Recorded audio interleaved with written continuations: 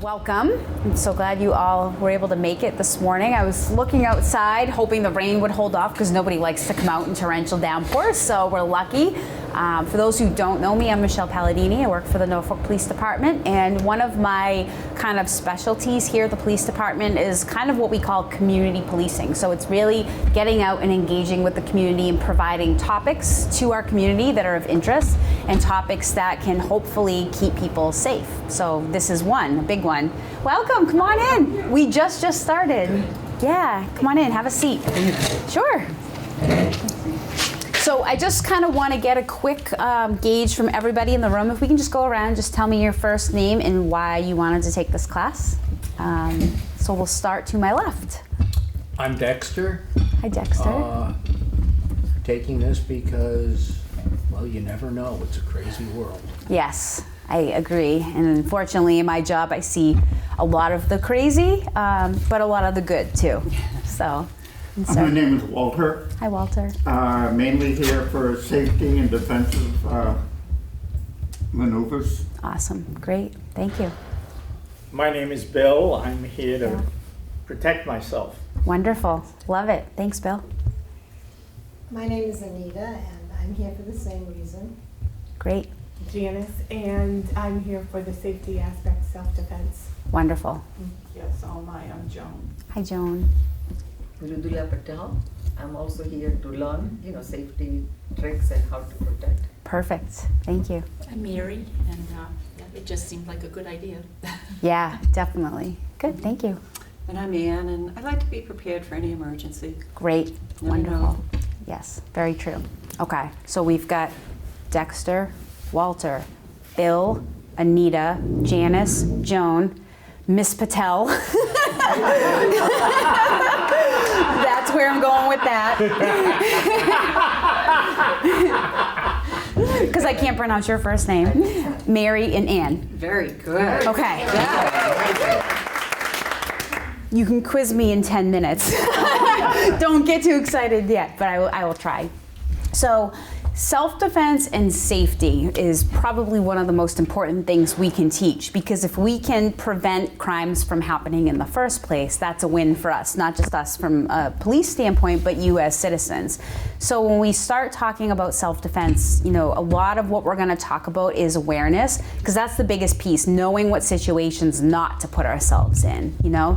It's so important. So I can teach you all kinds of fancy maneuvers, but if you don't know the situations kind of not to put yourself in and what you can do for safety kind of as a whole, that's half the battle. Welcome. Come on in. We'll get a couple more chairs. Hi, how are you? Hi, don't worry about it. Nice to see you. Got it? So fit in anywhere. And your name?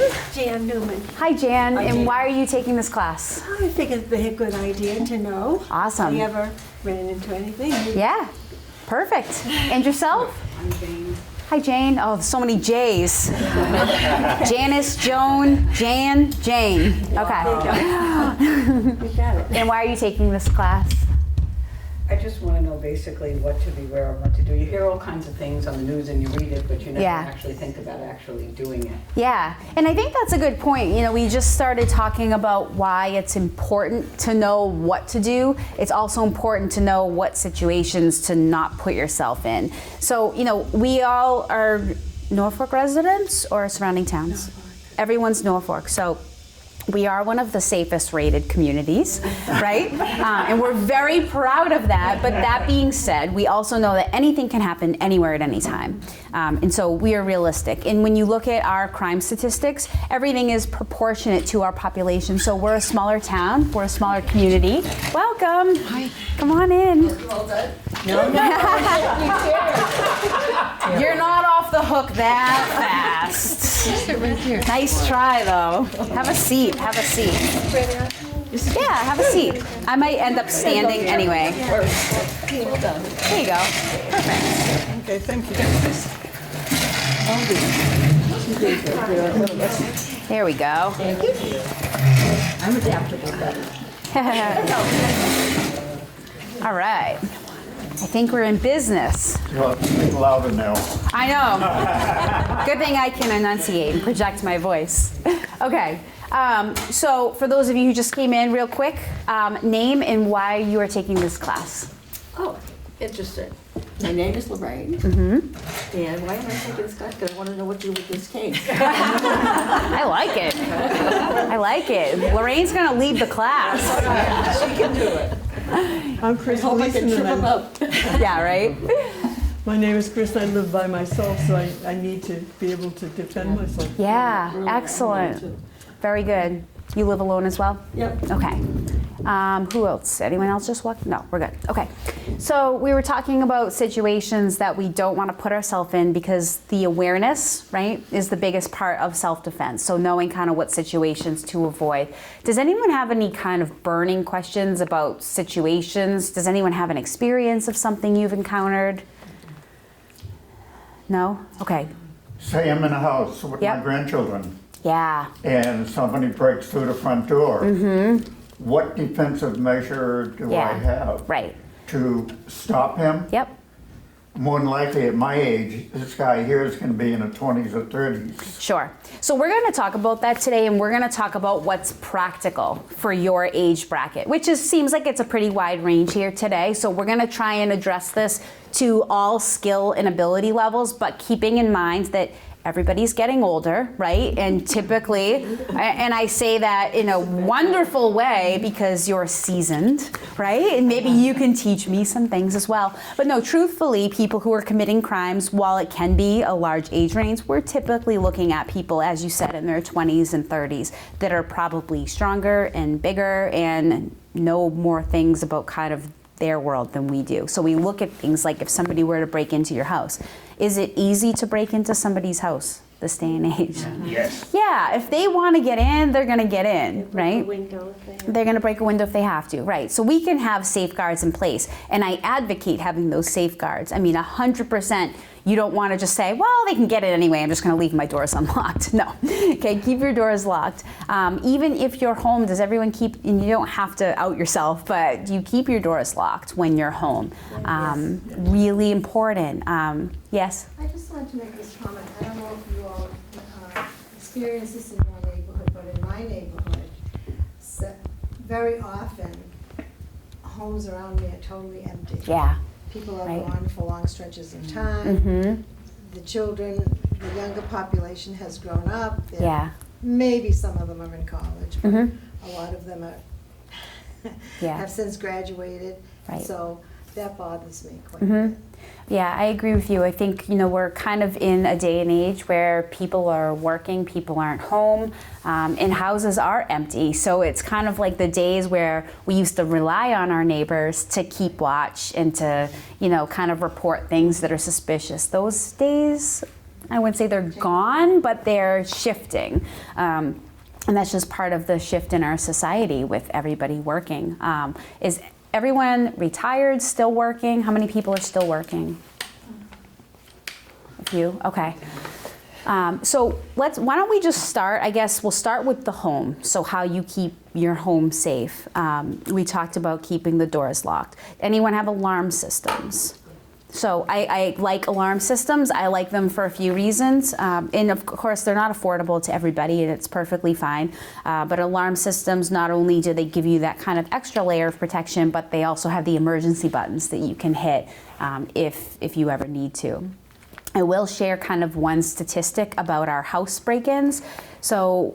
So far, well, let's see, it's January, but last year, we only had about 7 break-ins last year, which is down from the year before. And when we have people breaking into homes, what are they looking for? Jewelry and silver. Yeah, jewelry, money, yeah, technology. Biggest thing is jewelry. So we could do a whole class just on that, but keep your valuables locked up, keep them hidden, make sure they're photographed, you have a log of what they are, because that's what they're looking for. Do you think that the bad guy or girl who's breaking into your home wants you to be home and wants to encounter you? Definitely not. Definitely not, okay? Definitely not. So they don't want you home. most of the time they don't want to hurt anybody, okay? And that's statistically what we're seeing, especially in this area. Typically, they're looking for quick hit to get in, grab what they can to pawn for money to them by drugs. That's typically what we're seeing, which is unfortunate. It's an epidemic in this area, actually all over Massachusetts. I'm sure you've seen the news reports that the drug epidemic, especially with opioids, is really escalating. So yes. So nowadays, people don't keep that much cash in the house anyway, like in olden days, Right. you know. Yeah, which is great. So I think the more we can kind of put those safeguards in place, not keeping cash in the home, not having everyone keeps the jewelry right on the bureau in the jewelry box. We're all guilty of it at some point, and they know that. So they're going into the home. They're running upstairs, going right to the master bedroom, right to the jewelry box. So just kind of some things to think about. Other things that I always advocate for people, if you're home and you're in your home and you hear a knock at the door, what is your response going to be? Are you going to make your presence known in the house? Are you going to open the door? Are you going to hide? What are some thoughts? I have a window that I can see out onto my front porch, and Yep. I always would look. Yep. Unless it's somebody I know, I don't go to the door. Yeah, awesome. Do you let them know that you're home? Like, sorry, I'm not interested or not available? I do. Yeah. Okay, so there's two schools of thought here. So if you pretend you're not home and they say, oh, good, nobody's home, I'm gonna kick the door in, I'm gonna break in. So it's kind of that double-edged sword, but what you can do, I don't like opening the door. If you don't know who it is, don't open the door, because there is your door of opportunity, right? They can step in. So It could be your neighbor. it could be your neighbor. So look first. If you know who it is, of course, right? If you don't, I advocate just yelling out the window, I'm sorry, I can't come to the door right now, or, lie, make up something. You don't want to be opening that window of opportunity that they can get into your house. So I like that. Also, just letting the would-be perp know that the house is occupied. Mm-hmm. And, you're 3 buttons away from 911. Right. It discourages the honest people. Yeah, definitely. And the nice part too about Norfolk is that we can be anywhere really fast in this town. And I'm sure you've all probably experienced that if you've ever had to call 911 or call for an ambulance. We can be at your residence very quick. And that's the benefit of us being a smaller town. And, some days we're busy, some days we're extremely quiet. So we can be anywhere really quick. So Did you have a knock thought? on a door, I would turn around and open the door, say who was there. Yeah, right? Yes. I know. Right, so it's about removing that foundation of opportunity. We want to remove the opportunities that people have to victimize us. Did you have a thought? I've heard someone say, like I'm a single woman, I should yell out, hey Joe, somebody's at the front door. Totally. And I do that for my kids too, not just my own kids, but kids in the community. When I teach these classes for younger people, it's, yell out the window, like, Dad, someone's at the door, or sorry, my dad can't come to the door, he's in the shower, or whatever, Right. So lying is perfectly acceptable in that case. Go When ahead. you said, like calling 911 and you can get here very quickly. Yep. You're better off using your house phone than a cell phone. Yes. Yes. So I will say that 911 has gotten extraordinarily better. We now can pinpoint via your cell phone, we can pinpoint the location on a map. So it's getting better, but still when you call 911, it does go to the state police first, and then it routes to Norfolk. So there is a little bit of a delay with the cell phone. Does everyone still have landlines? Yeah. Anyone not have a landline anymore? Yeah, I would it's... just But call usually directly you're to the gonna- police. Yeah, so, and you can do that. So I encourage everybody, make sure you have our business line prominently placed in your house, or even better, programmed in your cell phone. So you can program Norfolk Police 528-3206. You'll get through to us immediately. Is that a live phone 24 hours? Yep. Yep, that brings you right to our dispatcher, direct. Some police stations, you go. You have to go through a huge menu, yeah. You go right into their voicemail tree. Yeah. Our public hours are from 8 Yes. a.m. to 5 p.m. Press Press 2 1 if you want, yeah. no. Yeah, you know, and then you get into like press 1 for English, 2 for Spanish, right? Para que nueve para español. Yeah. So I will say that as of right now, our business line goes directly to a live dispatcher. You call, they'll pick up.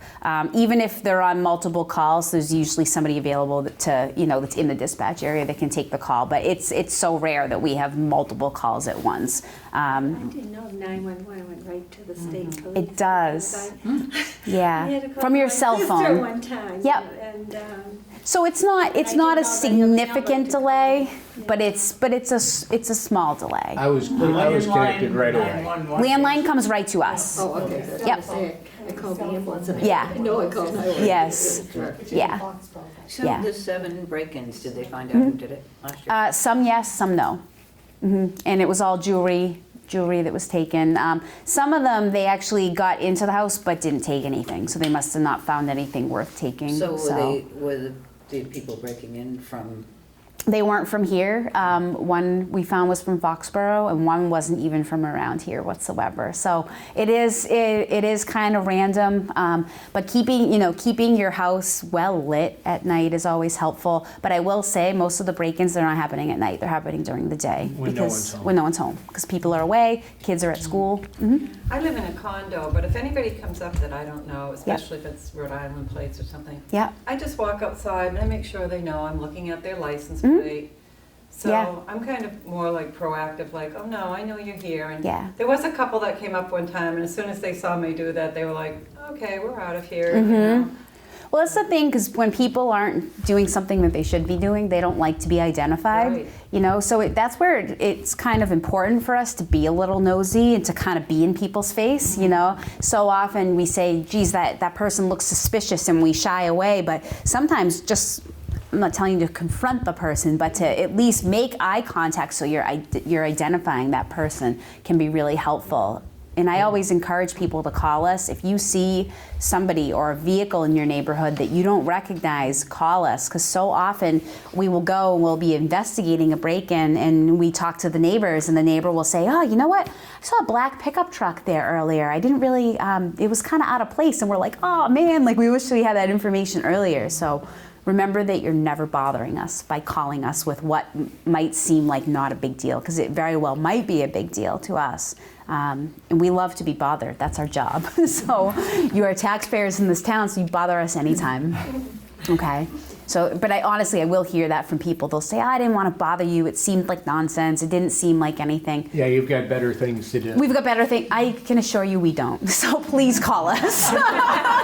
Please call us. We are very happy to come out and check on anything suspicious, because we, like the majority of police departments, you know, we are in public service because we truly want to help people. So please call. We're happy to come out. Can I ask a question about locks? We had deadbolts put in. Yep. But is it prudent to put the deadbolts that have a longer bolt on them? Yeah. Is there really a difference does that make? Yeah, it does make a difference. Okay. You can't kick them in as easy. Right. Yeah, so it does. I mean, there's so much you can do, but I will tell you the majority of break-ins that happen, a lot of them are unlocked doors. You know, they go around checking doors, so keep the doors locked. Good things to remember. Anyone have a garage? Okay, so sometimes people will leave their car outside the garage because the garage is really for storage, not for the car, right? I know I've been guilty of that before too. But we leave our car unlocked, and then we have a garage door opener in the car, so easy access to the house, right? So just things like, and I remember somebody giving me that tip, like I didn't invent that. Like somebody told me about that, and I was like, geez, I never would have thought of that. Vehicle break-ins, we've actually had some pretty good luck the last couple of years. We haven't had a lot. Surrounding towns have been hit really hard with vehicle break-ins. For whatever reason, we've gotten lucky on that, and I honestly think it's just luck. I don't think there's no rhyme or reason, although I like to think that our police department is just out there in full force. They don't want to come through Norfolk, but you know, maybe that's part of it. I don't know. I think the other thing that happens too is we're all so used to hearing these alarms, false alarm too, that people don't Yeah. call we had a house alarm going off in our neighborhood. Yeah. And we finally called the police. And my husband was all like, we should wait a few minutes and see if it, if somebody turns it off or whatever. And the car alarms particularly, you're used to them going off all the time and people don't pay attention to them. Right. I used to have an arrangement with my neighbor that if we ever heard each other's car alarm go off at very strange hours of the night or atypically during the day, you call 911. It's a wonderful, even if it's, oh crap, it's just another car alarm, it still attracts attention. People look. Yep. That's actually a nice point and a good segue into personal safety, because if you think about, if you're in a situation where you need help, right, we want to draw attention to ourselves. So does your key fob for your car have an alarm on it? If you notice, you're walking to your car and you're just feeling a little nervous, right? You're by yourself. It's starting to get dark. You're walking to your car and you don't know who's in the parking lot. Anyone ever park in a parking garage? I hate those. I just don't like, those blind spots everywhere. You can't see who's lurking around the corner. The columns. The columns, I know. I don't like parking garages. So think about what you have. And this kind of transitions a little bit into self-defense, but also kind of being mindful about safety. Think about what you have on your key ring. You have a key fob. Most cars that have a key fob have the alarm. Sometimes we use it to find our car and we forget where we park. I've been known to do that once or twice. But what it also does is it draws attention. So you see somebody walking towards you that maybe just gives you that strange feeling. It's a little bit suspicious. You get your hand on that car alarm because it's going to cause everybody who's in that area to look. Okay? So good tip. Other things with our keys, and we will talk about this too when we get into some of our self-defense. What else can your key be used as? Very nice weapon. A very nice weapon, okay? You poke through your fingers like this, that's a big weapon. I know, and everyone's wincing because it's gross, but what if you do this? Is that a really good weapon? If I were to punch somebody with that, yeah, you better believe it. You don't want to be my victim, exactly, okay? Yeah, talk about that too, I like that. But right, so we talk about the things that not everybody has a weapon, although in this state, if you're licensed, you can surely carry one. Pepper spray now in Massachusetts, you no longer need a license to carry pepper spray. You can go right to Bass Pro Shop in Foxborough and purchase it. I like pepper spray. I think it's an awesome tool to have. But what I will recommend is that if you have pepper spray, don't keep it like ladies in the bottom of your purse, right? Because then if bad guys come in, you're like, oh, checkbook, lipstick, right? I mean, you want to have it accessible. So if you have pepper spray and you want to carry pepper spray, make sure that when you're walking to your car or you're out walking the dog, you have it with you and you have it in your hand. It sounds like you're being paranoid, but why not have a tool that can help us if we need it? So just kind of some food for thought. If you don't want to go out and get pepper spray, really small trial size can of hairspray also can work really well. And most of us have those, right? Women, maybe not so much the men. That's legal now. Anyone could purchase that. Anyone can purchase pepper spray now. Senator Brown passed that law about 2 years ago. Yeah, we were like one of the last states to have that pass. You don't need an FID card or anything else. Yeah, so it's a great tool. With the tool comes responsibility. I mean, if you want to get it, I'd love for you to come and talk to me, and I can show you kind of how to use it and give you some tips. I have a friend that actually does a safety course, not just for firearms, but he actually does a pepper spray safety course as well. So it's there's options out there. I think it is a good option. Not something you have to carry, but it's another tool.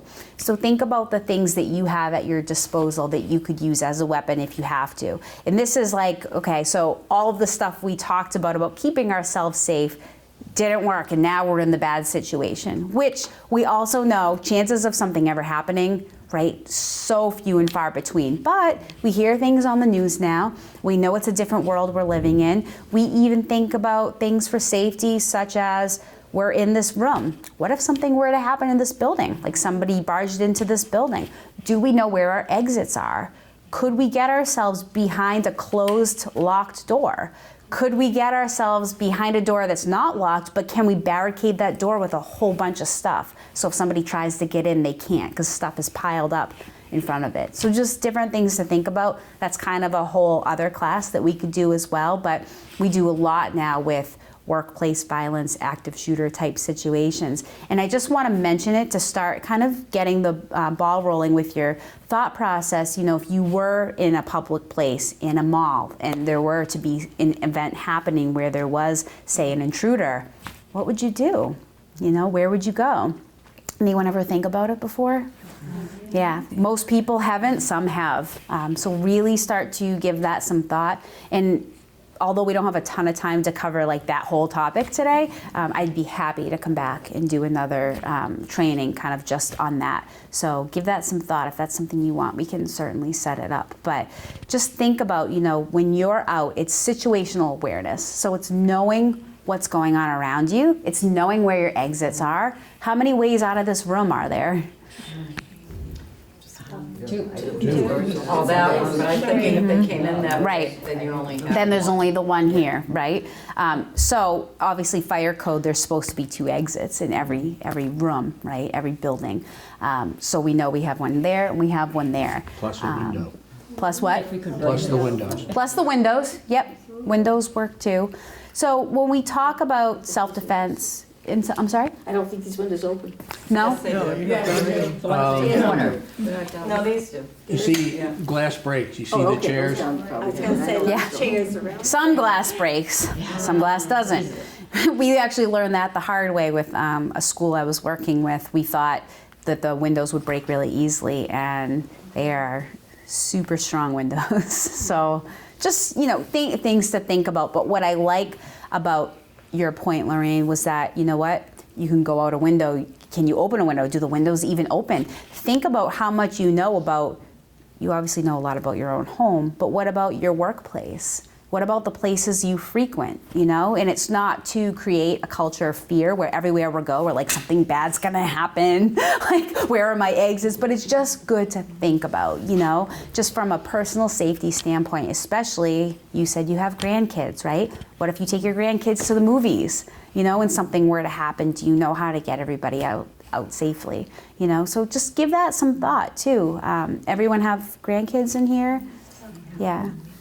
So, you know, now we're not just responsible for ourselves, safety-wise, we're responsible for potentially little people too. So how do we kind of keep ourselves safe with that? Knowing exits is tremendously important too in case of fire. Whenever we stay someplace, we always like track the way to the nearest exit and know like which direction it is and stuff. And make sure the exits aren't chained. Yeah, right. Exactly. Yeah. Yep. So we kind of think about this, and I think with regards to fire safety, everybody is pretty up to speed because we've been talking about fire safety for a long time. You know, we implemented fire drills in schools over 50 years ago. There hasn't been a fatality in a school fire in over 50 years because we practice it. Now we're practicing with kids on lockdowns for active shooter and intruder type scenarios, and we're getting there, but we're not there yet. And it's a scary topic for people.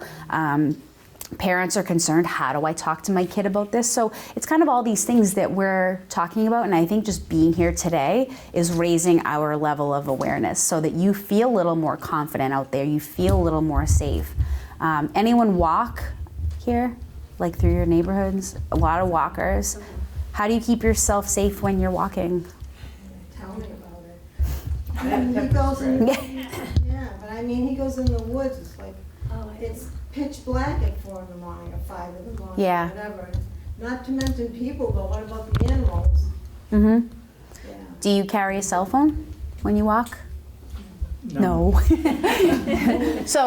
So all of this stuff I'm going to give you, right, is we're putting tools in a toolbox, and you can say, hey, Michelle told me about that tool. I don't know if I like that tool, right? Like, you put in your toolbox what you think will be useful for you. They're just suggestions. You talk about my thoughts. I don't know if I ever should do it or not. I have Lifeline, and I thought if somebody bothers me, I'll hit the Lifeline because I sleep with it. Yeah. Just press the button and I get perfect. I get help. It's excellent. I love it. But then I thought, my son's the first one they're gonna call. I don't know if I want him to come down. Yeah. I don't know what's going on. Right? I love it though. Lifeline is great. Anyone else have something similar? But of course it's Technology? limited, the use of it, because it's only, when she did the testing, I can go to my car Okay. and it'll work. But Sure. after I leave if I start driving out of the, that's the end of it. Yeah.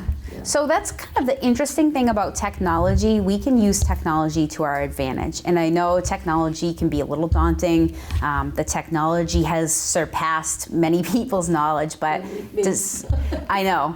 So if people have questions about how they can use their cell phone for safety, because there's a million things you can do. Does anyone have a smartphone in here? Most people have a smartphone? I'm the idiot. That's okay. So there's a learning curve, but if anyone needs help with their cell phone, I can help you. There are apps you can download that have panic buttons, that have safety buttons. It is amazing the technology that's out there. So without, putting half of you to sleep and going through it step by step, we could do a whole little mini class just on that. Yeah, but the great thing about cell phones too, if you have a smartphone and your GPS is enabled on the cell phone, which essentially means the button's just turned on. If God forbid you ever went missing or you went out for a walk and, you'd been gone for say 20 minutes and you're like, where the heck is he? Right? Anita's like, No. he usually is back and he's not. Maybe. Right.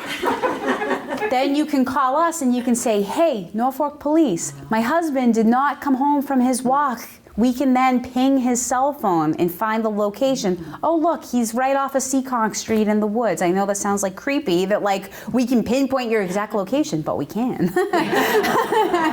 Which is a great safety tool. So, Big food Brother for is thought. Big Brother is watching, I am sure of it. But it's a nice tool. So think about, and again, what if you're walking and you trip and you fall or you slip on black ice? A couple days from now, all of this thawing is gonna freeze over. It happened to you? But I was in too much pain to use my phone. Oh no. So luckily Sean Dooley came out and rescued Oh really? Thank God he was there, right? Yeah, I passed out, so. Oh my gosh. It was it wasn't a good scene. Oh but- no. So the cell phone wouldn't have helped for that, but I can't walk with it in the cold though because it kind of dies out a little bit in the cold. Yeah, I know. Always keep your battery charged. Yeah. I do, but it was just too cold for Yeah, the mine did iPhone that. because I walk Yeah. pretty much out with it. Cold Yeah. will any battery. Yeah. You have I a know. flashlight out in the middle of the night, Yeah. and anything. Yeah. That cold will kill a battery. So with that said, nothing's foolproof. So it's good to have a backup for your backup. Now, what I also advocate if you're a walker, call a neighbor, a friend, a loved one. I'm going out for a walk now. This is my route. This is where I'm walking. I know that's a pain. I know it's not always practical. Something to put in your toolbox. You can say, Michelle, that's a stupid idea. I'm not going to do that. Fine. It's something to put in your toolbox. I actually do it at home. My daughter and I like to hike. We live in Franklin, but we live on the Norfolk line over by Miller Street. So we go through the trails back there all the time, and my husband will say, where are you going? What trails are you going on? I bring my cell phone because he gets nervous. Anything could happen. What if I fall? My daughter's only 7, so what if I fall, get knocked out? She's not going to know what to do. So he likes to know where we're going. So for safety, I tell him. And I know my mom does that too. My mom's a runner. She's in her 60s and she's still running. She's like a machine. I don't know. I need to get on that train with her. But she does great. But she runs by herself, and it makes me nervous as not only her daughter but a police officer that my mom is out there running on streets, and what if something happens? So I like to know when she's going out for her run, and she's used apps before, to track where she's running, which is pretty cool because I can say, oh hey, there's my mom. She's on Main Street. Oh, cool. And it's not to stalk her, but it's just to say, hey, you know what? This is where she is. So if something happens, I know where she is. So just things to think about, but telling somebody that you're going out for a walk is huge, so that way, God forbid, and we get the calls, I came home, my wife's not home, I don't know where she is. And she had just gone out for a walk, and then she comes strolling back, and we're like, oh, phew, here she is, and I just went out for a walk. What's the big deal? But it's a different day and age now, and everybody's awareness is heightened, and we need to just kind of think about these things for safety. So, go ahead. I stay away. I stay alert to vehicles around me too when Yeah, I'm walking. definitely. Because now, a lot of times we can't walk on the sidewalk, so we I know. have to walk on the street. Yep. So I try to face traffic if I can. Yep. But if I see a parked vehicle, like a van especially, Mm-hmm. I just either go on the other side, or if it's not, I'll just turn around and walk the other way for a while Good. and come back when they're gone. But Yep. I don't mess around with the vans. Yeah. They creep me out. Yep. And it's funny you say that, that's intuition, and so many of us don't listen to our intuition. We dismiss it and we rationalize. But most of the time, you ever get that feeling like there's something creepy about that guy right there, right?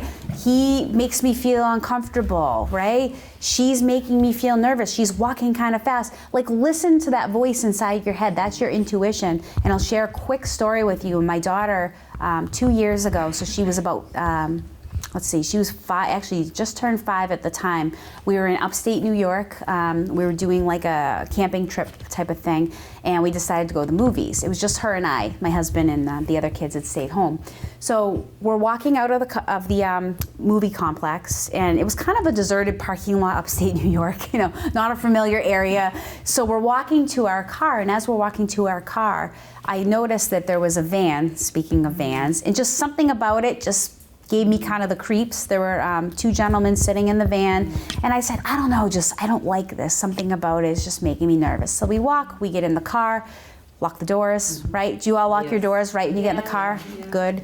And we start to drive away, and my daughter said, Mommy, she said, I don't like that van over there, or that car over there. Wow. And I said, which car? She goes, the blue one. And it was like a dark blue van. And I said, what didn't you like about it? She goes, I don't know, I didn't like it. I felt scared. So really interesting that whether she was picking up on my nervousness or the pace of me walking, right? Like, she noticed the same thing I noticed, and she's this big. And kids' intuition is really good. Typically, as we get older, we start to, you're just being paranoid, I'm being nervous for no reason. Listen to that intuition. And especially, I always say to people, don't worry about being rude. Don't worry about being that person that's like, you're in my space, you need to back up. Or, this guy's making me nervous, I'm gonna walk backwards. I don't like the looks of this person. So often in our society, especially, right, as kids, we are taught to be polite, be nice to everybody, be accommodating, there's somebody at my door, I should invite them in for tea. No, don't invite them in for tea, right? Like, keep them outside, stay behind the locked door. But so often we get kind of caught up in this, I don't want to appear to be a rude person. I think it's especially true for women more than men. It happens with elevators too. You're in an elevator by yourself and somebody starts to go in. It's like, is it stupid to get off? No, because you're putting yourself in a steel soundproof box, right? With somebody you don't know. Yeah. With a stop button. With a stop button, right? I remember being over to Framingham Union Hospital, and I got in the elevator, went to get in the elevator, and it's all full of men. And I said, oh my God, do I do this or don't I? I did go in, and I said, it's a hospital, who's gonna bother me? Yeah, it's okay. Right? One man you want to worry. Right? This is the whole group. Yeah. I feel safer then. Right, but it's interesting that you had that thought. You were like, is this, so we really have to listen to that voice. I gotta get in because I want to go into the hospital to see my husband. Yeah. Walter, you have something? We talked about the situation, that you're aware of where you are. What happens if a person does come up to you and actually grabs a hold of you? At that point, what are their options? At that point, it's game on. And what I mean by that is if somebody so we talk about having this kind of protective bubble around us. For yourself when somebody is too close. You may have had an experience, some people are close talkers. Do you know what I'm talking about? They're like right here, and it's like, whoa. Like, okay, like 3 feet, please. We all kind of have a different comfort level with how close we want people to be to us. But think about for yourself, where does that bubble start and end? When is somebody too close? I like to say arm's length distance. You were talking about, Anne, about a car, somebody pulling up to you. That's also a get close tactic. If somebody pulls up to you in a car and says, ma'am, could you give me directions? Or ma'am, can you tell me the time? Don't go over to that car. Keep your distance and say, I'm sorry, I don't know the area that well, or I'm sorry, I'm on a time schedule. I'm meeting my girlfriend up here by the coffee shop, right? Whatever you gotta say, don't get close. So the bad thing happens and the person is really close to you. Now we need to think about self-defense, which is like the second portion of our conversation today, which we're gonna get into now, and keep firing away the questions. But first things we're gonna talk about, and we are gonna get up and do a couple maneuvers too, if you're comfortable with that. But I wanna talk to you about vulnerable areas on the body, because it's one thing to know how to punch somebody, it's another thing to know where to punch them.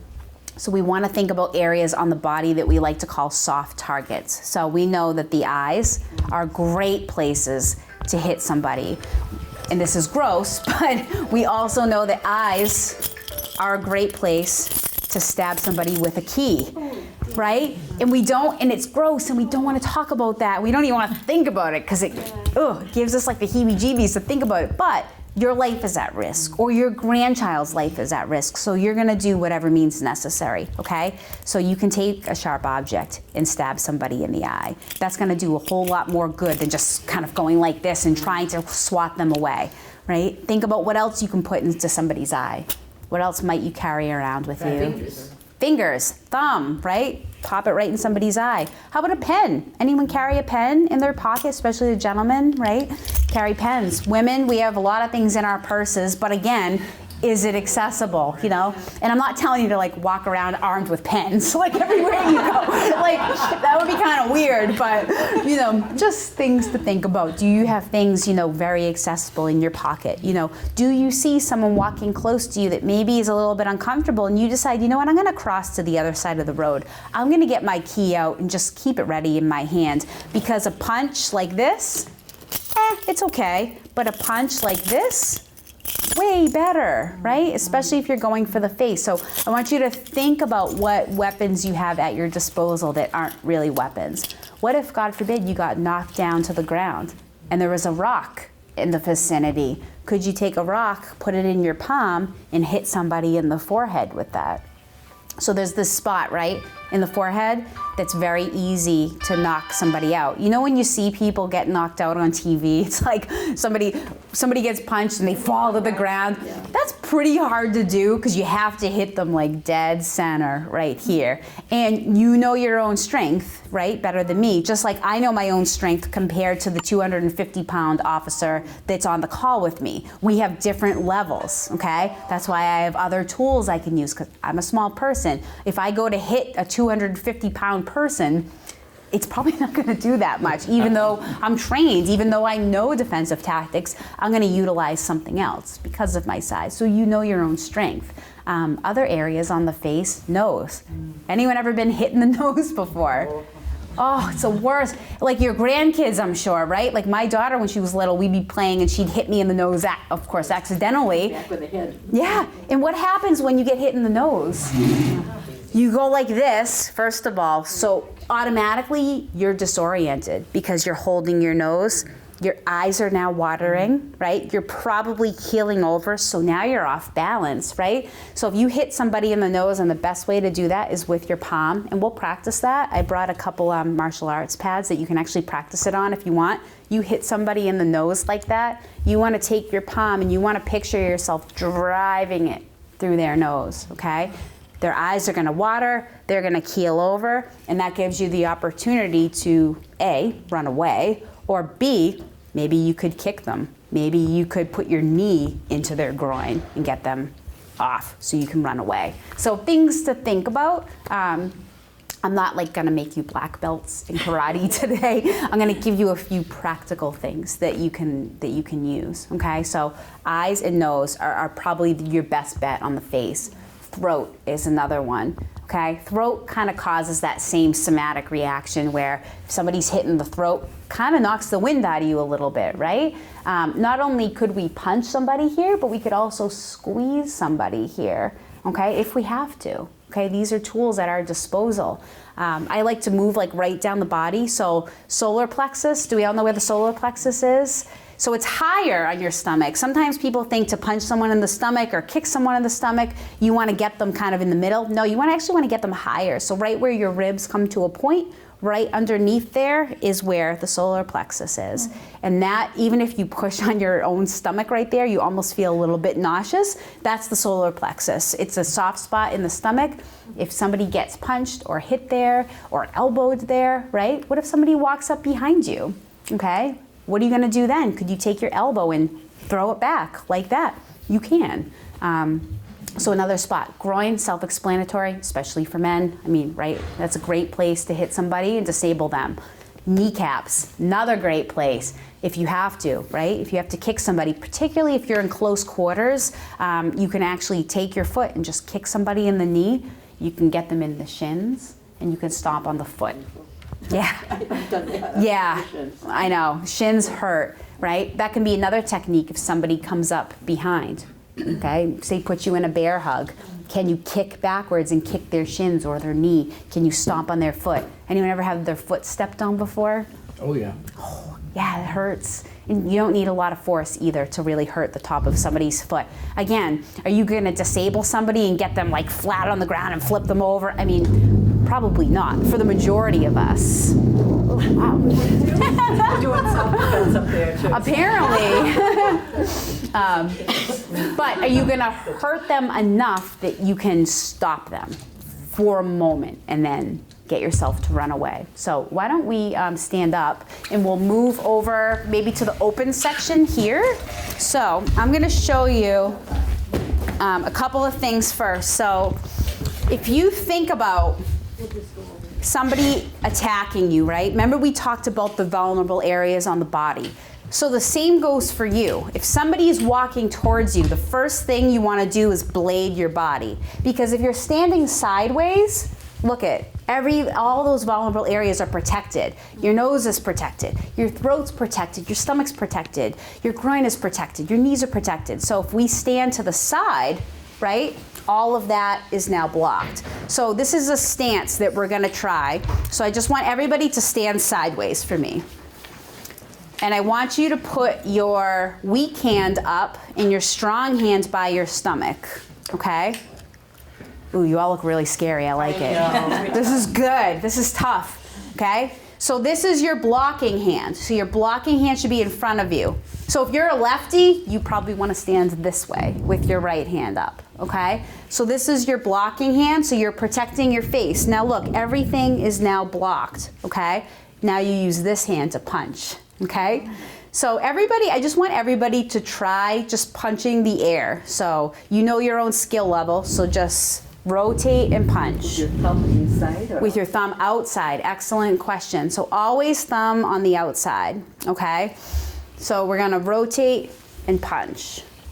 And when I say rotate, I just mean you're just maneuvering a little bit so that you're kind of crossing over. And go at your own ability level. If this isn't comfortable for you or you have an injury, please don't do anything to injure yourself, okay? So when I come around, I just want you to feel what it feels like to punch somebody. This is very soft. I brought actually the softest one I have. I just want, just in case, you know. I want you to feel what it feels like. Don't go 100%. I mean, unless you really want to, but you know, just be careful. But I just want you to feel what it feels like, because this is what it would feel like if you were to punch somebody maybe in the throat or the stomach. So I just want you to feel kind of what it feels like to do that, and it's also kind of fun too. Can we fatality if we hit too hard on the nose or the throat? So yes, but it's like pretty rare. It would take a lot, yeah. Okay. I mean, even like professional fighters like kind of know their own strength, and even them, you know. So we're not holding back here. No, you can go for it. In fact, I'll have you start. Okay. Well, I'm bionic now, so we'll see. I took a class with Good. They told us easy, right? You don't want to hurt the person, you want to injure them, because if you just hurt them, you make them mad. True. You're trying, you really are trying to injure them. So and you know, it's a great point too. When we're talking about self-defense, I really want you to think about you're doing whatever means necessary. Don't worry about, am I going to get in trouble? Am I going to get sued? It comes up in every class. if somebody is coming and they're attacking you, they're putting their hands on you, in any type of attack, whether they're just trying to pull you and get you to go with them, whether they're, giving, you a hug and they're dragging you, or they're, touching you, whatever the case may be, nobody has the right to do that. You have every right to utilize self-defense. So if we had poked them in the eye, we wouldn't get sued. I mean, anyone can sue anyone for anything, if but they're you'd be fine. attacking you, then, okay. You're fine. Yeah. All right, I'll remember that. Yes. So another great point. Yes, you should scream. You should yell. You want to draw, just like the car alarm, right? You want to draw attention to yourself. So you want to yell. You want to scream. You want to yell no. You want to yell help. You want to yell I don't know you. I mean, whatever you can yell to draw attention to yourself is important. I kind of like some of those buzzwords, like I don't know who you are. Like step back, stay away from me, because people are going to draw attention.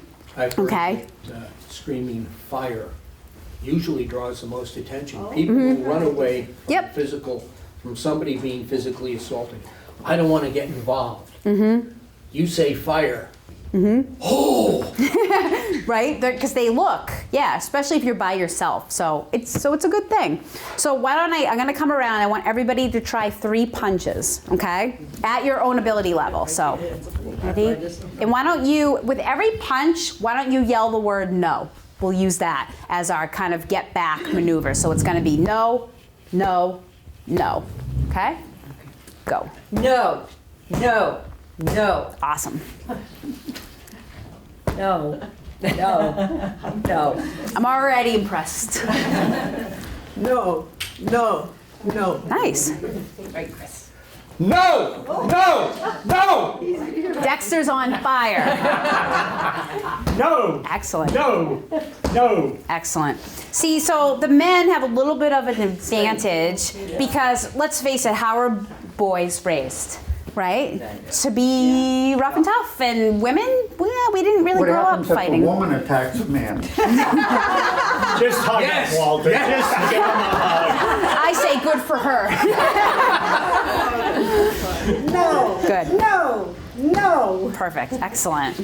No, no, no. Nice and strong. I like it. No. No. No. Nice. No. No. No. You got it. No, no, no. Perfect. No. No. No. No, no, no. All right, I can kick it up a notch with this group. I underestimated you. Okay. You might hurt your own hand, but if you will. Yeah. Did it hurt a little bit? You can feel the sting. You feel it. Yeah. You feel it. So, how's your wrist? okay. Yeah. So, well, normally after I teach self-defense classes, especially my worst group is teenage girls. I'm telling you, they are animals. It's crazy. Yeah, they're good. So 2 types of punches, right? We can punch with a closed fist, but another one I really like is with a palm heel. Okay, so you're using this hard part of your palm to strike, okay? Nose, chin, forehead. So this is a really good one to use. You're also, it doesn't hurt your hand as much because you're using the hard kind of bony part of your palm instead of your knuckles. So this one's great. We're going to practice that whole. Oh, I love it. I'm done. Only if he agrees to take his cell phone. Yeah. See that? Couple of a year. I like it. So with this one, I'm going to hold this a little bit higher. So you're going to envision this as like the bad person's face, okay? And you're going to take your palm and you're going to strike it. So you're kind of going upward. So when you do this one, you're going to use a little bit of leverage to push up. Okay, so you want to use a little bit of a kind of a, not like a bounce, but pushing up. Okay, so that's how that's going to look. Why don't I start here? Yeah. Okay. Use your whole arm 3. like this at No. the end of it. No! No! No! Like an expert. Okay. No. No. Good. No. Excellent. We're supposed to be standing to the side, right? Yeah. No. No. No. Good. So in a perfect world, right, you're gonna be in your stance, you're gonna be ready, but like somebody could come up to you and you're just standing there. You're not gonna be like, wait, I'm not in my stance. so we have to, hold on. Right, so we can think about that and we can adapt. And with the palm heel, I'm already noticing everybody's doing it a little bit different, totally fine. Whether you wanna kind of claw your hand like that, you can do that. You can close your fist and kind of hit with your wrist, or you can flex the hand. So try it, try whatever feels comfortable to you. The biggest part is you want to be using that bottom part of your hand, okay? So now, if I'm maybe not in the situation, but now I'm thinking about it. So if I had a choice, or if I think, is it better to go for the nose, or is it better to go for the eyes, or? Right.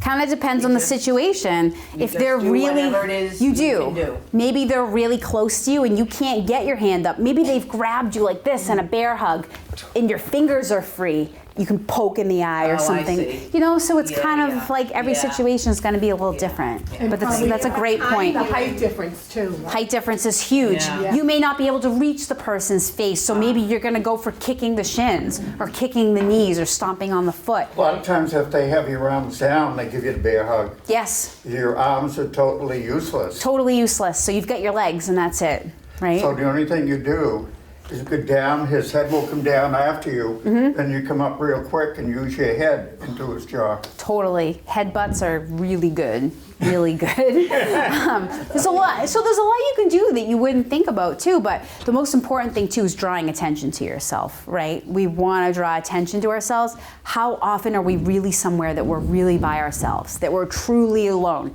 Maybe in our homes, maybe in a parking lot if it's not populated. So start to think about kind of safety in numbers and how many places are you where you're truly alone. And when you are alone in those places, that's when you really want to be thinking about what tools do I have at my disposal? You know, what can I utilize to keep myself safe? Okay? Did you go? No. Are you ready? Oh, no. Good. No. No. Excellent. No. No. No. You've done this before. I remember. No. Right. No. No. It is because No. I You got it. Excellent. know that No. I yell. No. I know, you No. have to be quiet. Great. No. No. No. Good. I'm gonna. Yeah, true, smart. No. No. No. Nice. Perfect. But you know, this is No. because No.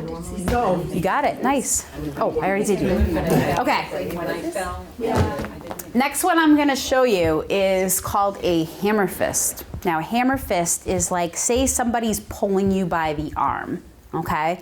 Our natural tendency is to pull away, right?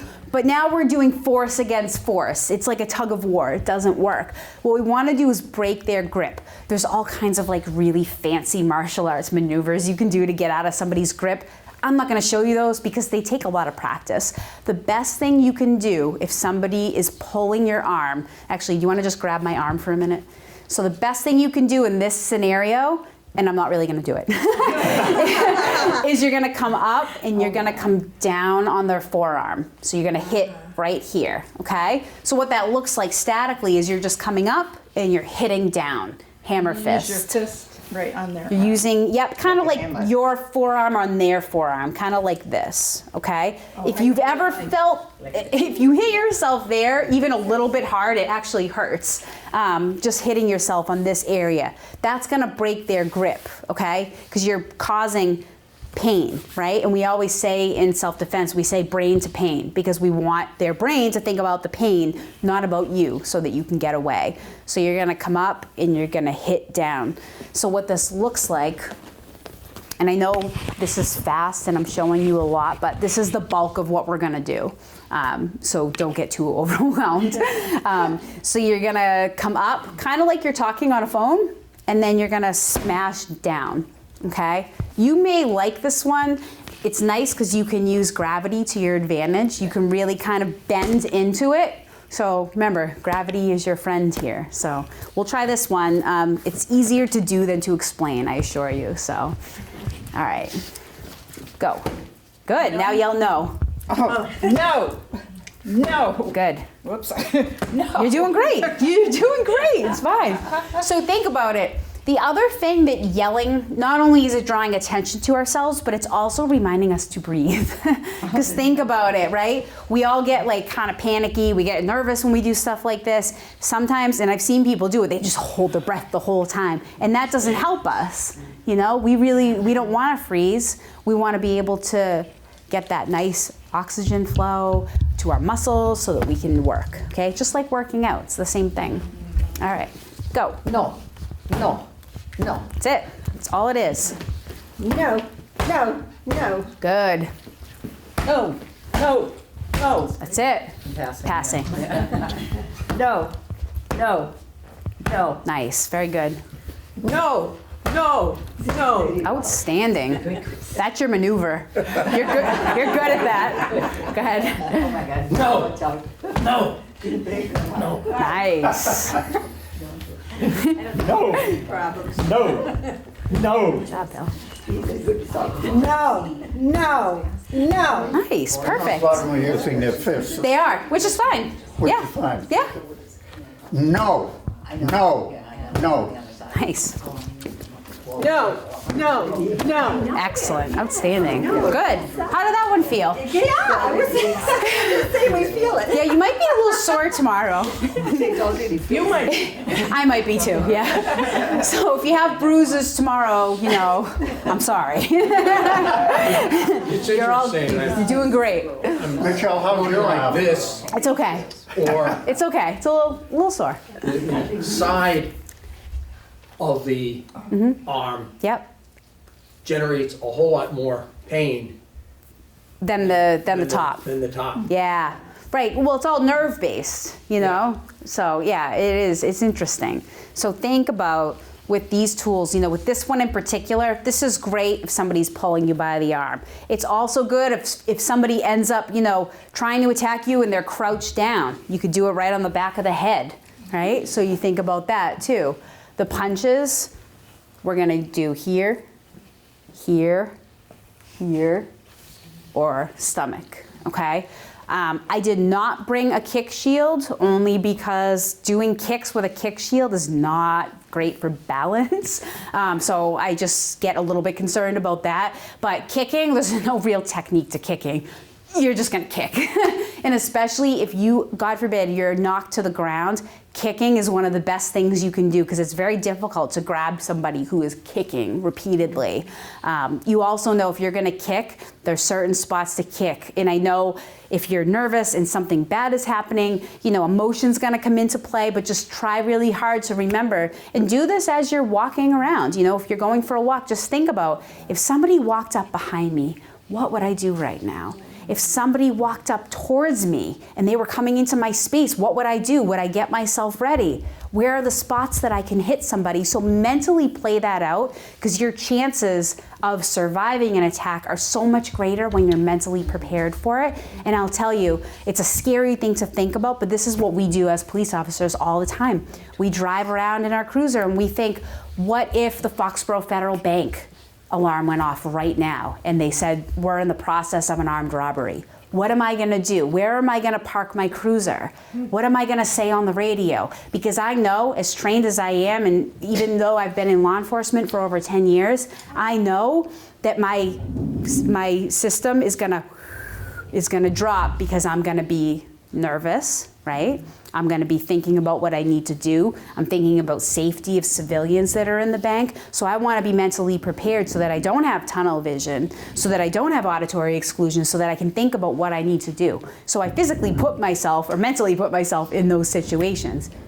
Maybe I'm weird too, you know, like, right? But think about it, you know? I often think about when I'm coming out at nighttime out of the grocery store, going to my car. What if somebody, you know, you think of things like Totally. that. Somebody came up behind me or something like that. It's like, hold on to my pocketbook. Yeah, right? I'm pushing my cart, you know. Yep. So what if use a cart as a weapon? you totally could? Now let me throw that scenario at you. What if somebody goes to pull your purse away from you? Let him have it. Let them have it. Yeah, right? All that stuff. Yeah, I mean, we don't want them to have it, but all of that stuff can be replaced. Your license can be replaced. Your money, right? We can cancel our credit cards. If you carry cash, well, yeah, you might be out of luck, but nothing is worth your life. So that's the most important thing. They try and take your purse, you take the purse and you throw it as far as you, here, go get it, right? Like, fetch, like we don't want them coming near us, so we want to get rid of it. And most of the time that's what people are looking for, right? And to your other point, if somebody comes up and does grab you from behind, what are some things you can do? Including what we just talked about. Say somebody comes up from behind you.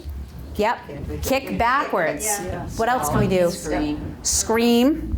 Elbow. We'll practice elbows in a second, right? I like what he said about dropping, if you can. Lower your own center of gravity, right? Scooch out of the way.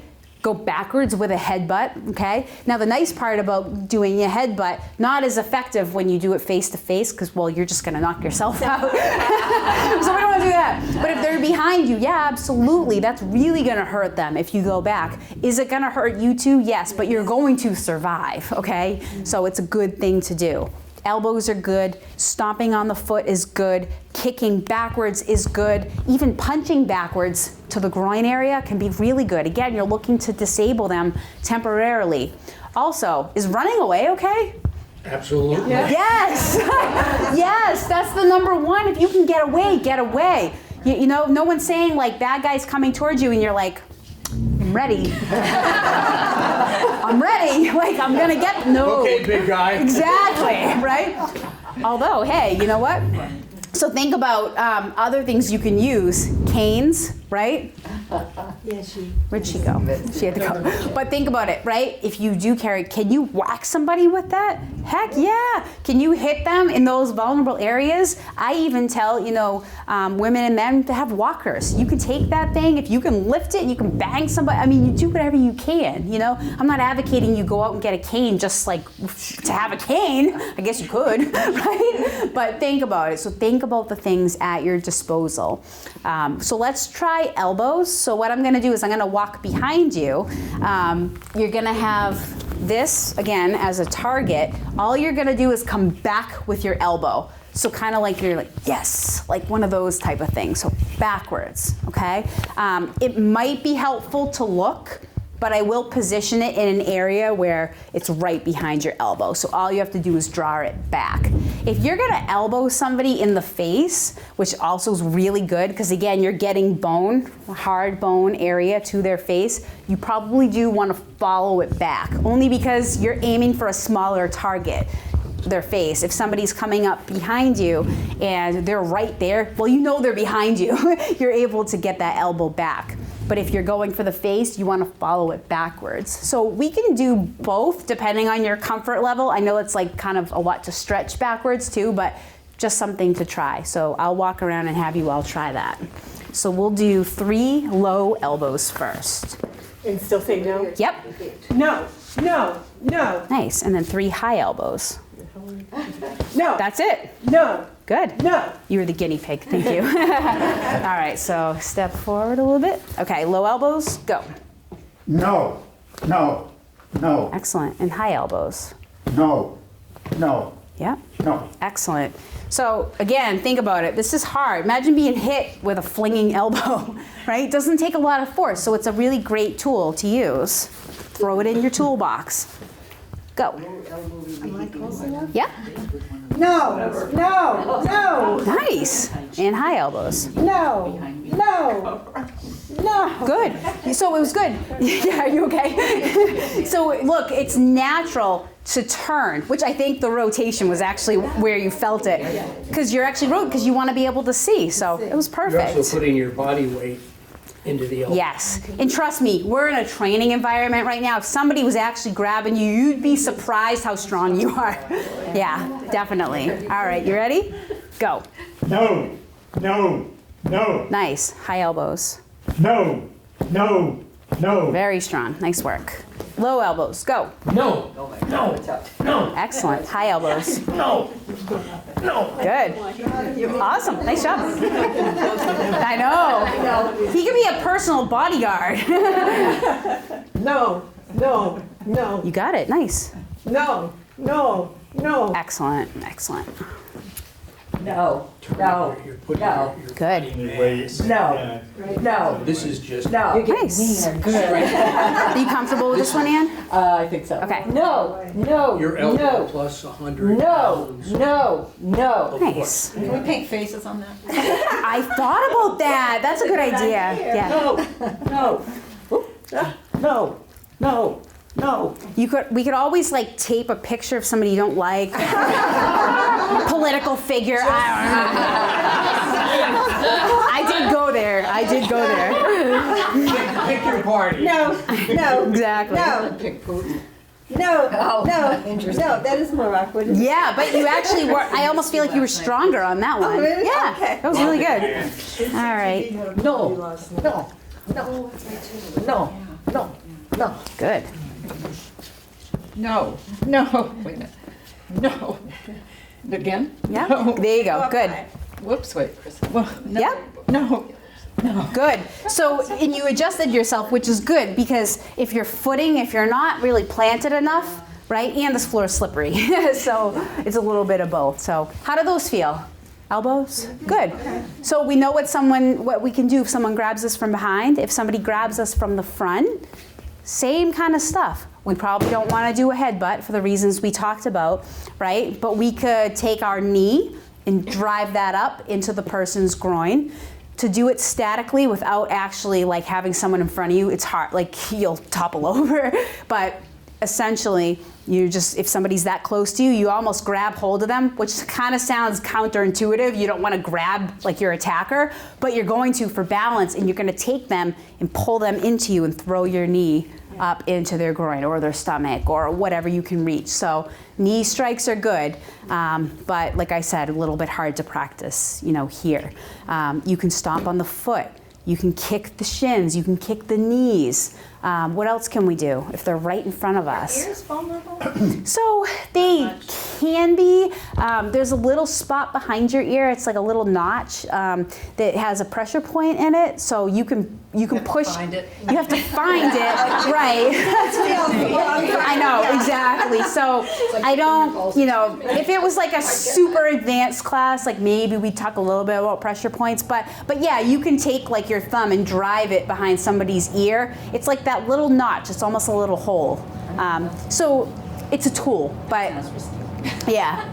So that's there. Sounds a little but yeah, you can grab their throat. You can punch their throat. Like you can actually like squeeze somebody's trachea if you really grab. You can come up exactly like this. Love it.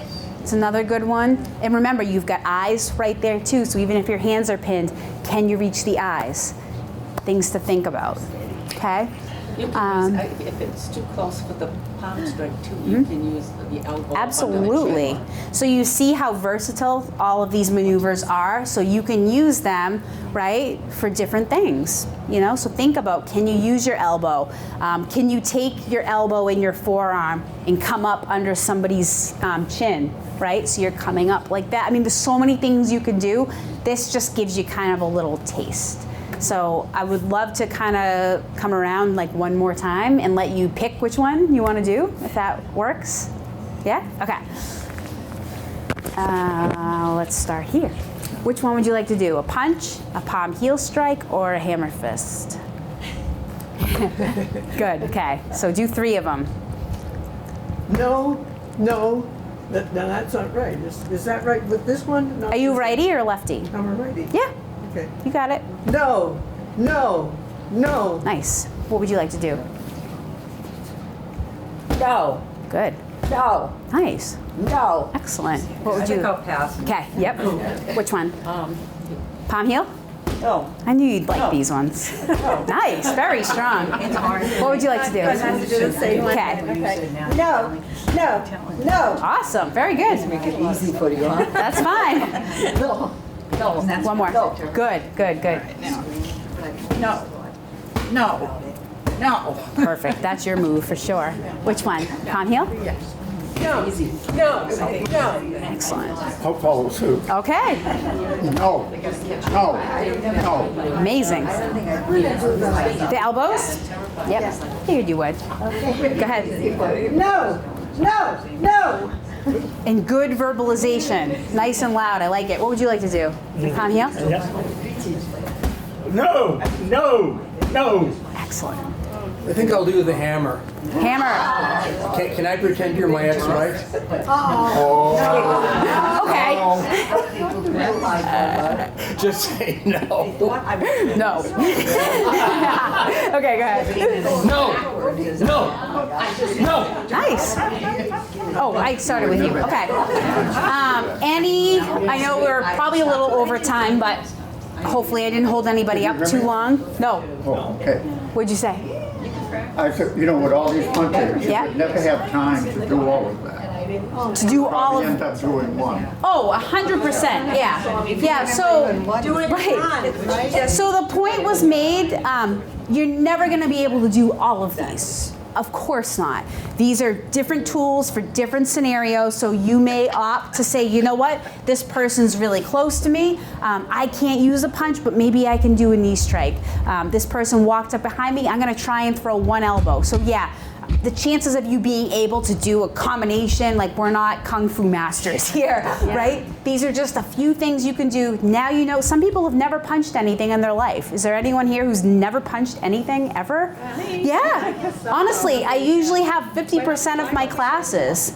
People will say, I've never punched it. Now you know what it feels like, I mean, on a soft scale, when you actually punch somebody, yeah, it's going to hurt you, but again, you're trying to protect yourself. So these are just a handful of tools. The most important thing is the awareness, keeping yourself out of those situations, knowing ways to keep yourself safe, and then knowing where on the body that you can hit somebody. So if God forbid you have to, you know where to, and you know a couple tools. You know this one, you know this one, you know the hammer fist, food for thought. So when I come out of that supermarket, I'll know what to do. Yes. Safety in numbers, always let people know where you are. I can't stress that enough. Question? So of all the martial arts, what's a good class to take? I mean, there's so many of them. I know. To take one that would help you the best in self-defense, and you'd recommend over another? Yeah, most of them, if you're taking a basic level self-defense class, most of them are basic enough that you can really go with any style. But what I would advocate, if you're really interested in taking a self-defense class, I would recommend one that the local police puts on. We do them periodically, but surrounding towns do them, like Norwood Police has one coming up. It's actually a 12-hour course, and usually it's free, which is nice. And it's, police officers who've been trained in a particular method that can actually teach you. It's a lot of this, but on a larger scale. So it's a lot of repetition. It's a great workout. So I would recommend starting there just because it's more practical for your purposes. But if you're just interested in it and you really want to try, any karate studio beginner class would be sufficient for sure. It's a great question. Any other questions? You all know where to find me, so if you have questions that you didn't want to ask in the group, or you want me to come back and do this again, you want to kick it up a notch and kind of go a little more crazy, we can do that. So you let me know or let Chris know, and we'll get it done. So I hope this was helpful. Thank you. Thank you. Great. Class dismissed.